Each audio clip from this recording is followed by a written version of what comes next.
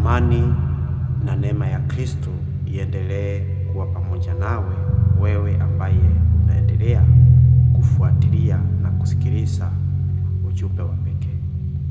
Tulikuwa na somo ambalo lilikuwa na kichwa kikuu kinachosema usiku na mchana, the day and the night. Tulikuwa na sehemu ya kwanza ambayo tulikuwa tunaangalia utangulizi kuhusiana na usiku na mchana, na tukaweza kuona kwamba jinsi ambavyo mchana vile ulivyo na vile usiku ulivyo, na sifa za mchana na sifa za usiku. Nini kinastahili kifanyike mchana, nini kinastahili kifanyike usiku, na tukapata pia ufunuo wa mambo mbalimbali ya usiku na mchana katika sehemu ya kwanza. Na kusihi katika jina la Kristo, kama hujaweza kuangalia sehemu ya kwanza, kafanya hivyo ili utakapounganisha na sehemu ya pili na sehemu zile zinazoendelea kuendelea katika kichwa hiki kikuu cha usiku na mchana, utaweza kuwa katika ukurasa mzuri, nawe utaweza kujifundisha mambo mbalimbali itakayokuwa ni baraka kwako. Siku ya leo, kipindi hiki cha pili au sehemu ya pili, tunaangalia usiku na mchana baada ya dhambi kuingia duniani. Katika sehemu ya kwanza tuliangalia tukaona kwamba Mungu aliumba vitu vyote vikakuwa imara, vikakuwa vikamilifu, lakini baada ya dhambi kuingia kuna mambo yalibadilika. Hali ya usiku ilibadilika, na hivyo basi usiku ukasimamia ufalme wa giza na mchana ukasimamia ufalme wa nuru.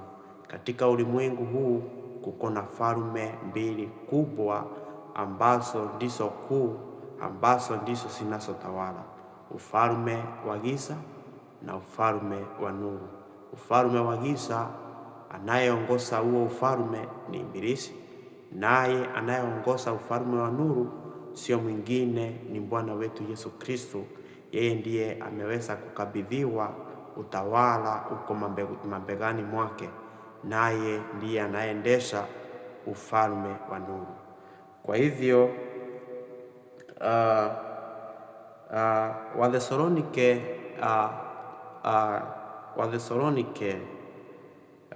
Wathesalonike wa kwanza katika sura ya 5 fungu la 5 linasema hivi: kwa kuwa ninyi nyote mmekuwa wana wa nuru na wana wa mchana, sisi si wa usiku wala wa giza. Amen. Watu wanapookoka, watu wanapomkubali Yesu, mwanga unapoingia ndani ya moyo wao, jinsi ambavyo dunia ilivyopata mwanga wakati Mungu alipotamka kwamba nuru iwepo na ikawepo, ndivyo mtu anavyomwamini Mungu.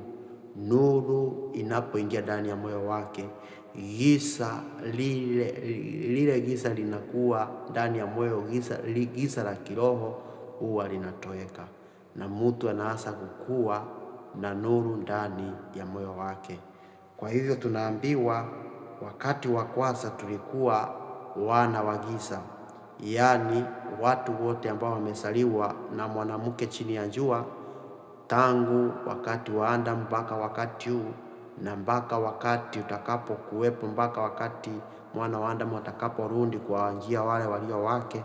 Watu wote wanasaliwa wakiwa wenye dhambi, lakini kuna zawadi kutoka mbinguni iliyo karibu na kila mmoja wetu, na hii zawadi ni kwa ajili ya kutupa uzima wa milele. Kwa hivyo tunapopata uzima wa milele, kwa njia nyingine tunapokea ufalme wa nuru, ambao sasa watu wanaacha kutembea katika ufalme wa giza, wanatembea katika ufalme wa nuru ambao ni ufalme wa Mungu. Lakini pia kuna jambo moja ambalo ni tahadhari sana watu wa Mungu, ambalo tunajiuliza mara kwa mara kwa sababu tunaona kwamba watu hawapendi nuru. Ni kwa nini watu hawapendi nuru? Ni kwa nini tunapohubiri neno la Mungu, neno la kweli, ambalo ni neno ambalo halijatolewa hata sehemu kidogo hivi, watu hawapendi? Kwa nini? Bwana asifiwe. Jimbo lake linajimbiwa na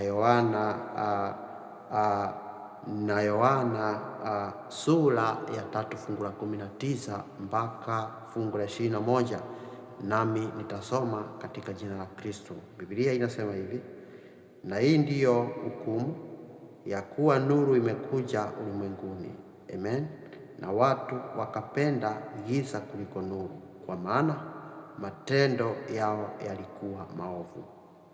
Bwana asifiwe.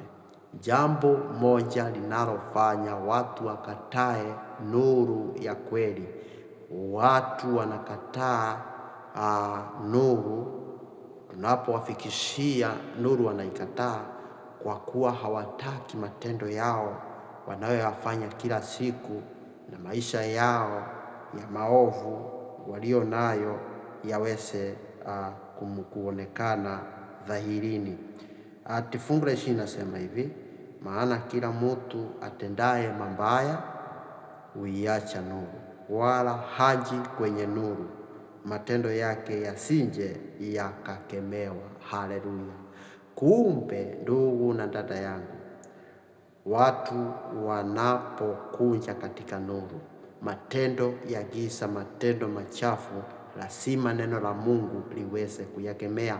Kitabu cha Ufunuo sura ya 3 fungu la 19 linasema hivi: Mungu huwakemea wale anaowapenda, na anatoa wito katika hilo fungu, anasema unaposikia umekemewa katika matendo yako maovu, fanya upesi uende ukatubu, kwa kuwa Mungu anawakemea wale anaowapenda.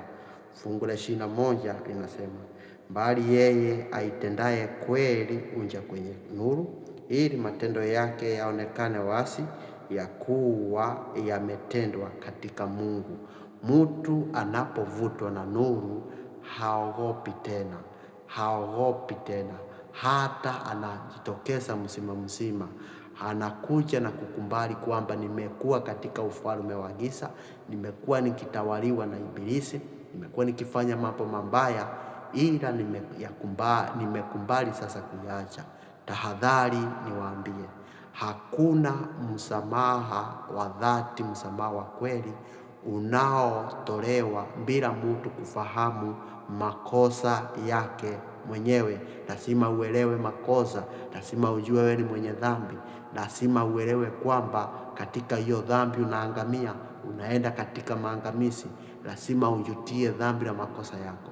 Yesu anataka kwanza tuyajue makosa yetu, tujue shinda zetu, magonjwa tulio nayo ndani ya mioyo yetu ambayo ndiyo makosa yetu.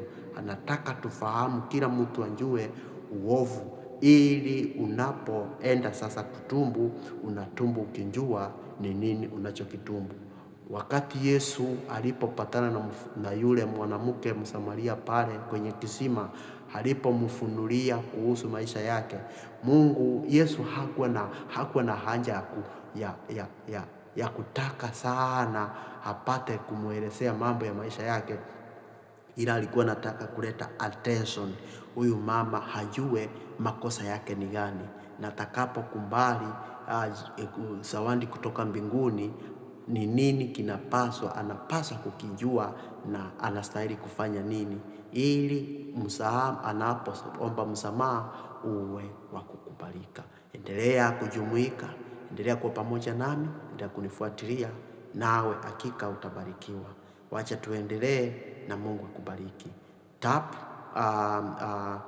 Share, like na nifuatilie katika Facebook, katika TikTok, katika Instagram, katika YouTube. Nitakuwa naweka mafundisho huko. Amen, amen, amen.